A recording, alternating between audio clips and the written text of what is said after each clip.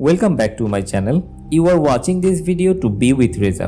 আমাদের এবারের গন্তব্য ছিল কুয়াকাটা। মূলত আমরা বরিশাল হয়ে তারপরে কুয়াকাটা গিয়েছিলাম এবং কুয়াকাটা থেকে ফেরার পথে পটুয়াখালী হয়ে ঢাকা ফেরত আসছি।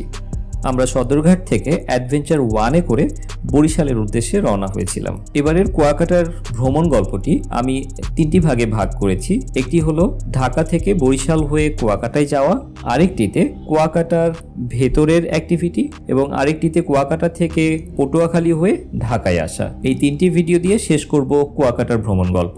আশা করি এনজয় করবেন। আমরা টোটাল ছিলাম 12 জন। ভিআইপি, সেমি ভিআইপি এবং ডাবল কেবিন মিলিয়ে 6টি কেবিন নিয়েছিলাম। ভিআইপি কেবিন নেওয়ার একটা উদ্দেশ্য ছিল আমরা ভিআইপির যে ডাইনিং টেবিল সেটা ইউজ করার। তবে এই বড় লঞ্চগুলোতে ডাবল কেবিনই যথেষ্ট আরামদায়ক ভ্রমণের জন্য। এগুলোর কস্টিং পড়বে অ্যারাউন্ড 2000 টাকা। সেমি ভিআইপিগুলো 3 থেকে 4000 এবং ভিআইপিগুলো 5000 থেকে শুরু করে 10000 টাকা পর্যন্ত।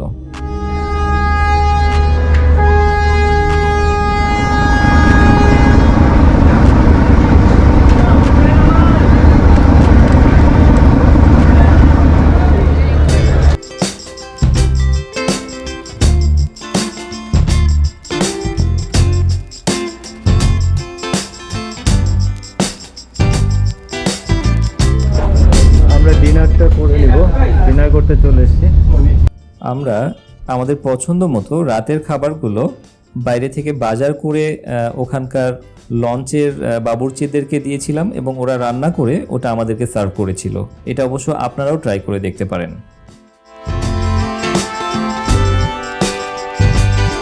রাতের খাবার পর আড্ডা, ঘোরাফেরা আর লঞ্চে রেসিং দেখতে দেখতে রাত কাটলো।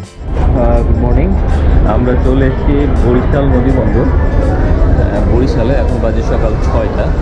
ঘুমিয়ে গিয়েছিলাম, বুঝিনি আসলে কখন আসছি। কিছুক্ষণের মধ্যে হয়তো বের হয়ে যাব।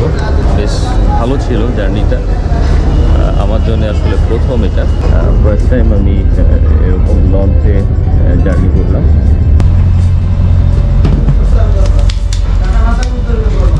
এখন বাজে সকাল 7টা।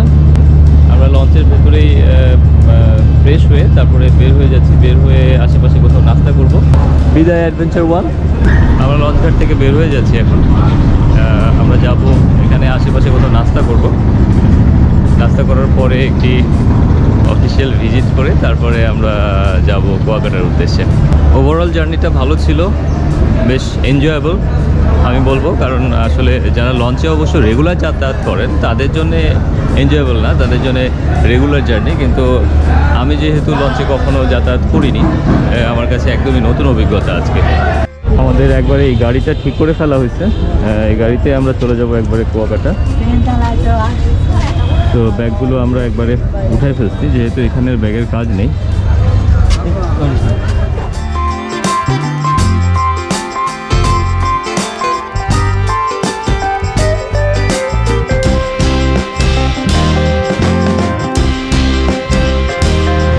নাস্তার উদ্দেশ্যে যাচ্ছি। এখানে দই চিরা পাওয়া যায়, ঐতিহ্যবাহী একটা রেস্টুরেন্ট বা হোটেল আছে। আমরা ওইখানেই নাস্তা করবো এখন।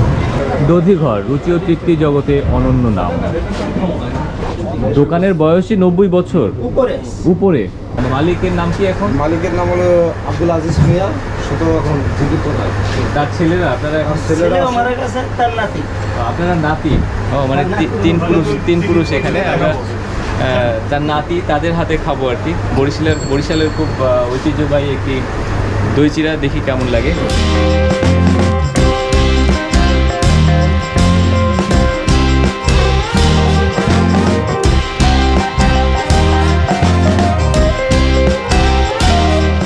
শুরুতে যেটা নিলাম ওইটা প্রাইস কত? এক প্লেট 60 টাকা। আমরা বরিশালের ঠিক মাঝামাঝি কোনো একটা জায়গায়, এই যে বিবির পুকুর নামে যে জায়গাটা, এই বিবির পুকুরের পাশেই দাঁড়ায় আছি। খুব সুন্দর একটি জায়গা। এটা হলো সেই বিখ্যাত বিবির পুকুর, আপনারা দেখতে পাচ্ছেন। এটা বরিশালে আসলে সবারই আসলে দেখার কথা। ঠিক বরিশাল শহরের মাঝখানে এটা।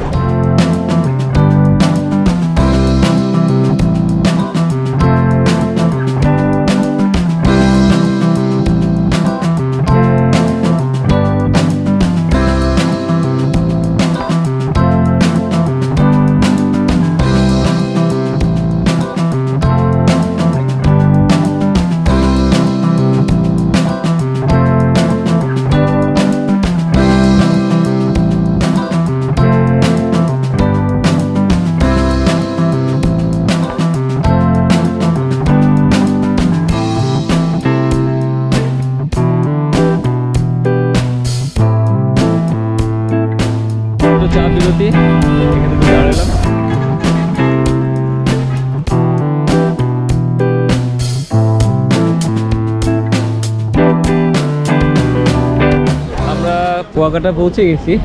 তো আমাদের ঢাকা থেকে একটা হোটেল বুকিং করা ছিল, তো সেই হোটেলটা একটা রিসোর্ট ছিল, সুন্দর।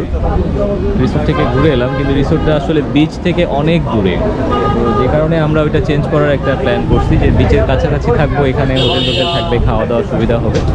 যে কারণে আবার এখন আমরা অন্য হোটেলে খোঁজখবর নিচ্ছি, একটাতে কথা হয়েছে, দেখি কোথায় থাকা যায়। হোটেলে চেক ইনের পরপরই এবার সমুদ্র স্নানের পালা। সমুদ্রের ঝাপাঝাপির ভিডিওগুলো আপনাদের সাথে শেয়ার নাই বা করলাম। এখন বাজে 3:30, আমরা একটু লাঞ্চ করব।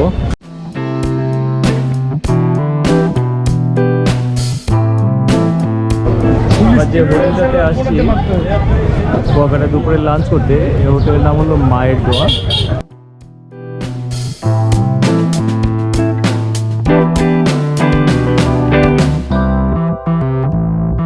এবার কাঁচা হাতে কিছু ড্রোন শট, আশা করি এনজয় করবেন।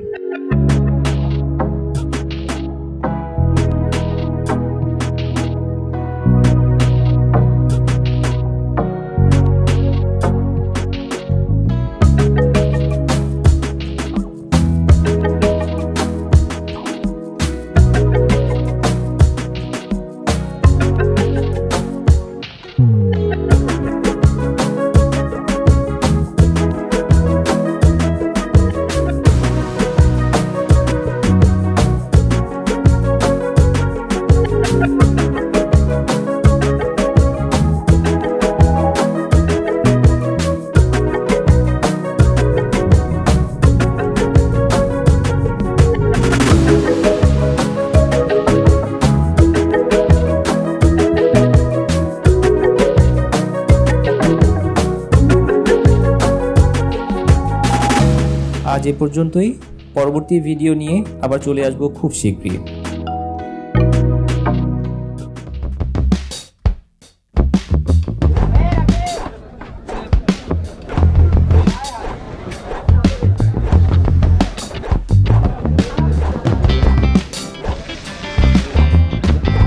কুয়াকাটার অপর্ণা বলে গাছটা, আগে নাম ছিল গাছটা।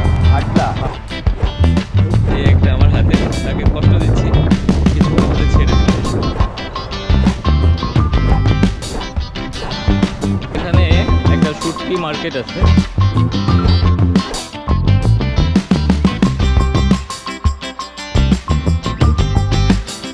পরবর্তী ভিডিও দেখার আমন্ত্রণ জানিয়ে শেষ করছি। Till then, tata, bye bye, ধন্যবাদ, আল্লাহ হাফেজ।